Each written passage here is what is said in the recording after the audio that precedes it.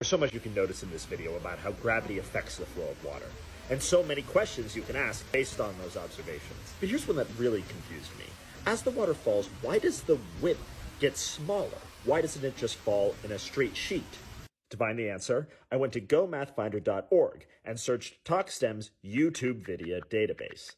I put in these search terms and eventually found this video. Now, here is Dr. Glenn Whitney, founder of the National Museum of Mathematics in New York and a WalkSTEM advisor, explaining the answer to my question. Turns out there's a really simple mathematical explanation that shows why it has to fall that way. And it all has to do with the amount of water that's falling past a certain place in a certain amount of time. So if I make a sort of schematic diagram of that water falling, I want you to think about any horizontal line. Could be up here, could be down here. Think about how much water is flowing past that line in a given amount of time.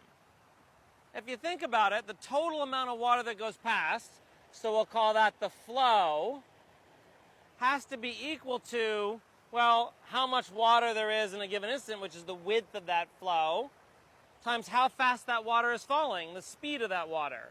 So the flow is equal to the speed times the width. A very simple relationship. It's very clear. That tells us how much water. So the amount of water flowing past here is the width there times the speed it's flowing there. Or right here, same thing. The width times the speed it's falling past that line.